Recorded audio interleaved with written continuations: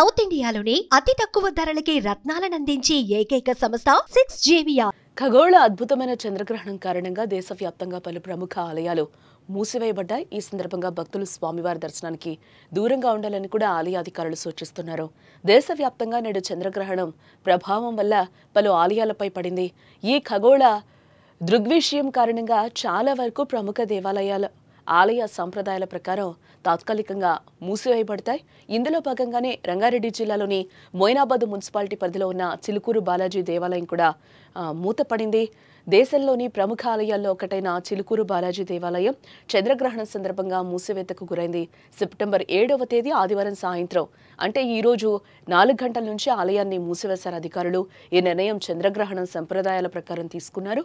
గ్రహణం సమయంలో ఆలయాలు మూసివేయటం ఆనవాయితీగా వస్తుంది. ఈ నేపథ్యంలో భక్తులు ఎవరూ కూడా ఆలయానికి రావద్దు అంటే కూడా నిర్వాహకులు కోరారు. మళ్లీ ఆలయం సెప్టెంబర్ 8వ తేదీ అంటే రేపు సోమవారం ఉదయం 8 గంటలకు తిరిగి తెరుచుకుంటుందని కూడా అంటున్నారు.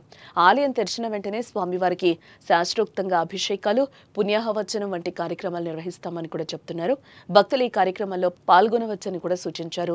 దూర ప్రాంతాల నుంచి వచ్చే భక్తులు ఈ మార్పును గమనించాలని, ప్రయాణానికి ముందు ఈ సమాచారాన్ని దృష్టిలో ఉంచుకోవాలని కూడా విజ్ఞప్తి చేస్తున్నారు.